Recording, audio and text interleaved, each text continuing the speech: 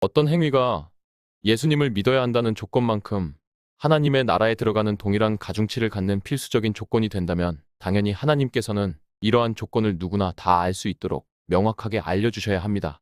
만일 여호와의 증인에서 주장하는 것처럼 수혈을 하지 않고 군복무를 하지 않는 것이 하나님의 나라에 들어가는 필수 조건이라고 한다면 하나님께서 여호와의 증인 창시자에게 기적을 행할 수 있는 능력을 주시고 그 창시자가 사람들 앞에서 기적을 보여줌으로써 그러한 조건이 맞는다는 것을 모든 사람이 알게 하셨을 것입니다.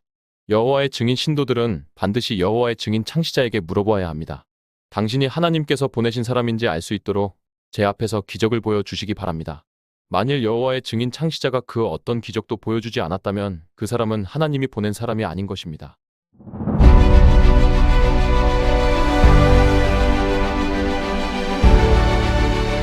다음은 여호와의 증인을 믿는 사람들을 만났을 때 대응 방법입니다. 현재까지 성경을 다르게 해석하는 많은 종교들의 특징은 그 사람들이 예수님을 부정하지는 않는다는 것입니다. 그런 사람들은 예수님이 우리의 구세주인 것은 맞으나 우리가 어떤 행위를 하거나 혹은 하지 않는 것도 구원의 한 조건이라고 이야기하는 것입니다. 즉 내가 하나님의 나라에 들어가려면 예수님만 믿는 것으로 부족하고 행위가 필수적으로 따라야 한다는 것입니다. 만일 여러분이 여호와의 증인 신자들과 논쟁을 한다면 이렇게 이야기하시기 바랍니다. 당신들은 수혈을 받거나 군대를 복무하면 하나님의 나라에 들어가지 못한다고 말하고 있습니다. 성경에는 행위가 중요하다는 말이 많이 나옵니다. 그런데 그 행위는 모든 행위를 포함하는 것이지 한두 개의 특별한 행위만 중요하다고 말하는 것이 아닙니다. 왜 당신들은 수혈을 하지 않거나 군복무를 하지 않는 행위만 중요하고 나머지 행위는 중요하다고 말하지 않는 건가요? 다른 악한 행위는 다 해도 된다는 것입니까? 예수님께서 음욕을 품지 말라고 하셨는데 혹시 당신은 세상을 살면서 단 한 번도 음욕을 품은 적이 없습니까? 그 여호와의 증인을 믿는 사람이 제가 몇 번 그런 적은 있습니다. 라고 말할 수 있습니다. 그러면 안타깝군요. 당신은 하나님께서 하지 말라고 한 행위를 했으므로 하나님의 나라에 들어갈 수 없습니다. 라고 말하시기 바랍니다. 예수님께서 부자가 하나님의 나라에 들어가는 것은 낙타가 바늘구멍을 통과하는 것보다 어렵다고 하셨습니다. 하나님의 나라에 들어가려면 당신의 버는 돈의 90%를 기부해야 합니다. 당신은 당신이 부자가 아니라고 하는데 전 세계에 당신보다 가난한 사람이 얼마나 많은지 아십니까? 당신은 그들보다 훨씬 부자입니다. 당신은 당신의 번 돈의 90%를 기부해야 합니다. 아, 당신은 80%만 기부하셨다고요? 안타깝군요. 당신은 하나님의 나라에 못 들어가십니다. 사람들마다 중요하다고 생각하는 행위의 내용이 다 다를 수 있습니다. 어떤 사람들은 가난한 사람에게 돈을 기부하는 것이 중요하다고 생각하고 어떤 사람들은 음욕을 품지 않는 것이 중요하다고 생각하고 어떤 사람들은 남의 것을 훔치지 않는 것이 중요하다고 생각합니다. 그리고 각자 중요하다고 생각하는 행위에 대해서도 각 행위의 기준이 다를 수 있습니다. 가난한 사람에게 돈을 기부하는 것이 중요하다고 하는 사람들 중에서도 어떤 사람은 자기가 번 돈의 50%를 기부해야 하나님의 나라에 들어간다고 말하고 어떤 사람은 70%, 어떤 사람은 75%, 혹은 어떤 사람은 30%를 기부해야 하나님의 나라에 들어간다고 말한다면 이 중에서 어떤 말이 맞는 것입니까? 남의 것을 탐하지 말라고 하셨는데 어떤 사람은 100원을 훔쳐도 안 된다고 하고 어떤 사람은 10만 원까지는 괜찮다고 하고 어떤 사람은 1000만 원까지는 괜찮다고 한다면 이 중 어떤 주장이 맞는 것입니까? 만일 행위가 하나님의 나라에 들어가는 조건이 되어야 한다면 우리나라 법률 규정에서 모든 범죄 행위 하나하나에 대해 처벌 규정이 다르듯이 하나님께서 금지하신 모든 행위 하나하나에 대해서 정확하게 어디까지 하지 말아야 하나님의 나라에 들어갈 수 있는지 상세한 내용을 성경책에 설명해 놓았을 것입니다. 그래서 성경은 우리나라 법률책보다 훨씬 두꺼운 책이 될 것입니다. 어느 날 예수의 증인이라고 하는 새로운 종교단체가 나타나서 그 종교단체에서 여호와의 증인은 이단이다. 우리가 진짜 하나님의 뜻을 따르는 종교다. 라고 말하면서 하나님께서는 남의 것을 탐하지 말라고 하셨다. 만일 내가 부동산을 사거나 주식을 샀는데 내가 산 가격 이상으로 부동산이 오르거나 주식이 올라서 수익이 발생했다면 그 돈은 내 것이 아니다. 이익이 발생한 모든 돈은 전부 기부해야만 한다. 그렇지 않으면 하나님의 나라에 들어갈 수 없다. 또한 하나님께서는 이자를 취하지 말라. 이자를 취하는 것이 옳지 않다고 하셨다. 그러므로 우리 모두는 이자를 취하는 은행업에 종사하면 안 된다. 그런 업종에 종사하면 하나님의 나라에 들어갈 수 없다. 하나님께서는 다른 사람의 죄를 용서하라고 하셨다. 그래서 우리는 어떤 사람이 우리에게 아무리 잘못을 해도 절대로 그 사람을 고소하면 안 된다. 그냥 그 사람을 용서해야 한다. 만일 그 사람을 고소하면 하나님의 나라에 들어갈 수 없다라고 주장한다면 당신들은 어떻게 답변하시겠습니까? 어떤 조건이 특정한 사람들에게 매우 중요하다면 그러한 사항은 그 사람들이 충분히 알 수 있도록 알려주어야 합니다. 예를 들어 대학교에서 학생 선발 조건은 매우 중요합니다. 그래서 그 대학교에서는 전국의 모든 학생들이 다 알 수 있도록 충분한 시간을 갖고 학교 홈페이지에 학생 선발 조건을 공고해야 합니다. 국가에서 세금 정책을 바꾼다고 하면 정책 담당자가 변경된 세금 정책을 기자회견을 통해 국민들에게 충분히 설명하고 알려주고 해당 내용을 정부 홈페이지에 기재해 놓아야 합니다.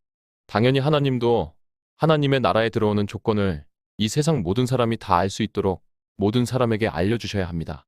하나님께서 하나님의 나라에 들어가는 조건이 예수님을 믿음으로 이루어진다 라는 것을 알려주시기 위하여 예수님을 이 땅에 보내시어 수많은 기적을 보여주며 모든 사람들이 명백하게 알 수 있도록 하셨습니다.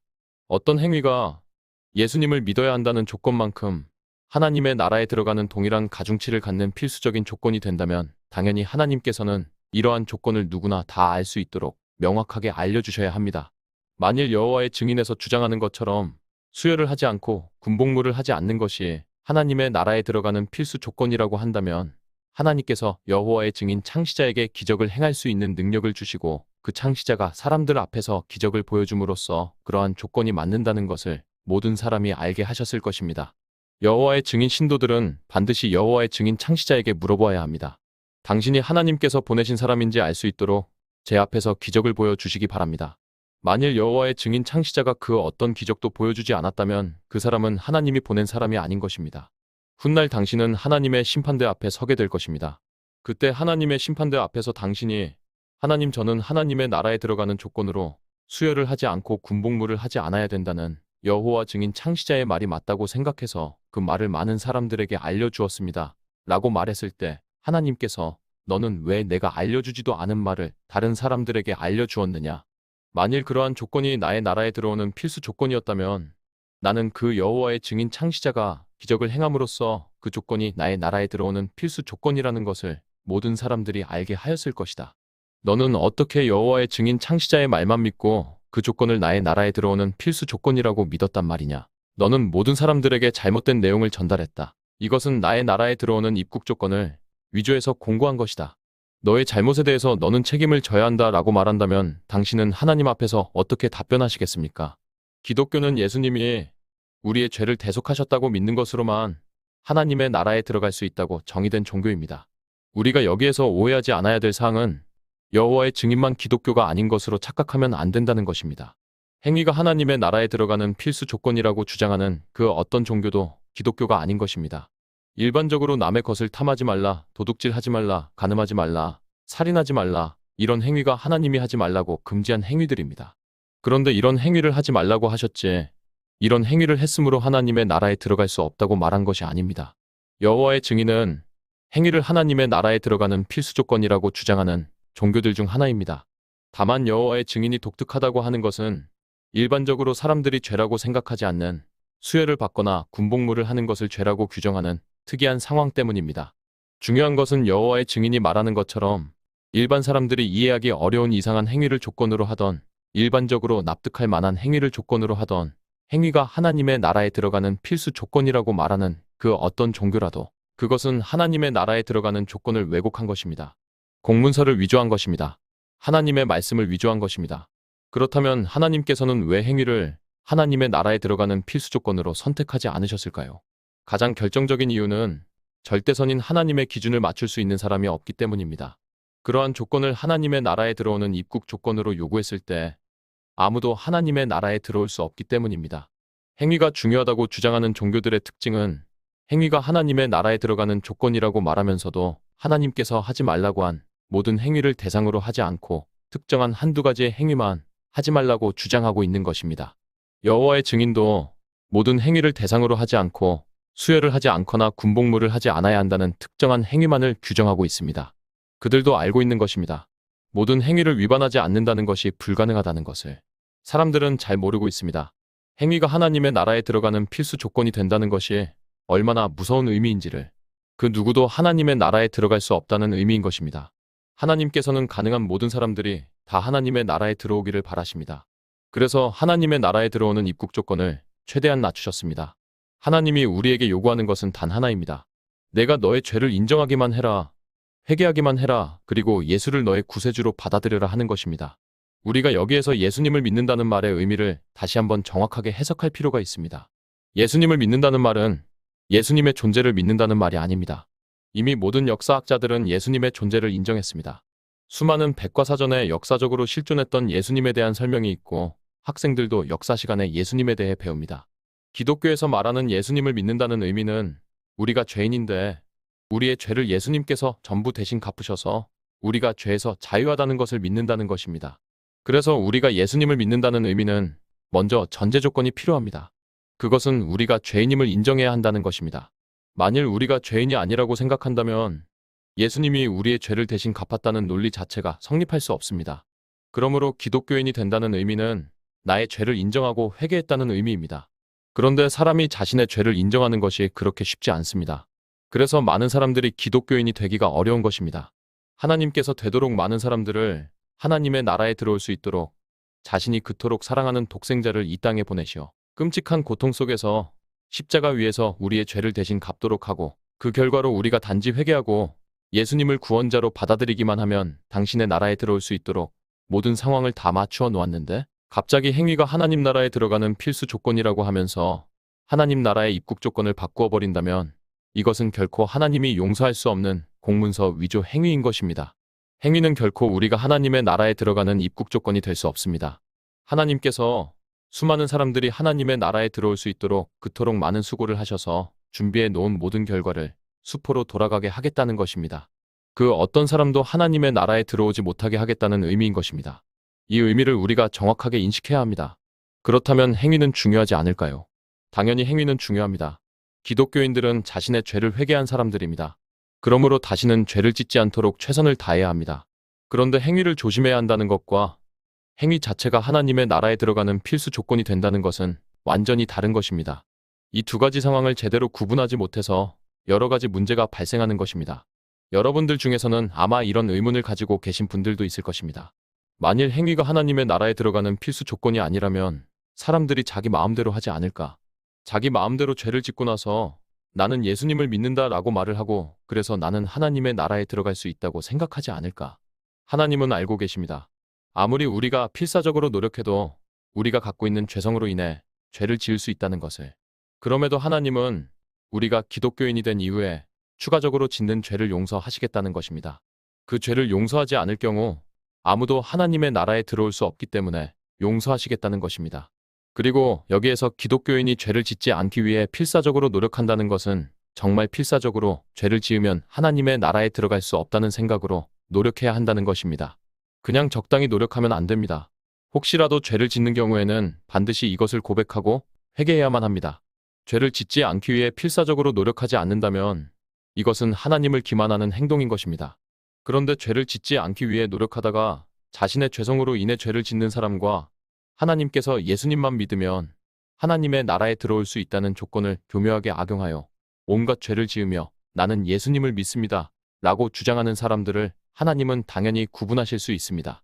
하나님은 엄청난 능력을 가지신 분입니다.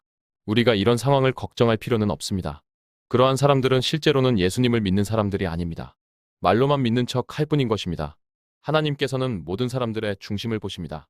이런 사람들은 하나님을 기만하고 조롱하고 있는 것입니다. 심판의 날에 자신들이 행한 행위 그대로 심판을 받을 것입니다. 그런데 왜 사람들은 이렇게 성경의 내용을 왜곡하면서까지 하나님께서 알려주신 하나님의 나라에 들어가는 방법 이외에 다른 방법을 찾을까요? 기독교를 떠나 다른 종교를 믿는 사람들에게 물어보면 거의 이렇게 대답합니다. 내가 생각했을 때 예수님만 믿음으로 하나님의 나라에 들어갈 수 있다는 조건이 좀 이상해 보였다. 행위도 당연히 중요한 것 아닌가. 그래서 오히려 여호와의 증인 종교가 더 논리적으로 보였다. 내 생각에 신천지나 여호와의 증인 종교가 더 합리적으로 보였다. 내 판단에 신천지나 여호와의 증인 종교가 더 진리처럼 보였다. 여기에서 기독교를 떠난 모든 사람들의 말에 그들이 왜 기독교를 떠났는가에 대한 핵심 단어가 나옵니다. 바로 내가 라는 단어입니다. 모든 판단의 기준에, 진리의 기준에 내가 있는 것입니다.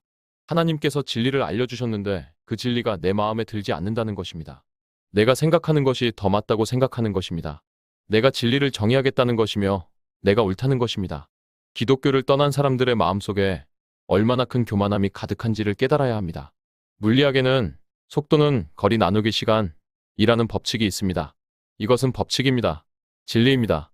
내 마음대로 법칙을, 진리를 바꿀 수 없습니다. 내 마음대로 법칙을, 진리를 바꾸는 순간 세상은 무너집니다. 내 마음대로 속도를 거리 곱하기 100 나누기 시간으로 바꾸는 순간 세상은 무너집니다. 그러한 법칙하에 우리는 존재할 수 없습니다. 예수님께서 말씀하셨습니다. 내가 길이요, 진리요, 생명이다. 나를 믿는 자는 구원을 얻을 것이다. 이것이 진리입니다. 이외에 다른 진리는 없습니다. 내 마음에 들지 않아도 내 마음속에 다른 진리가 있을 수 있을 것이다. 라는 생각이 아무리 들어도 진리는 바뀌지 않습니다. 예수님만이 진리인 것입니다. 하나님의 나라에 들어가는 방법은 단 하나입니다. 예수님을 믿음으로 이루어지는 것입니다. 이외에 다른 조건은 없습니다.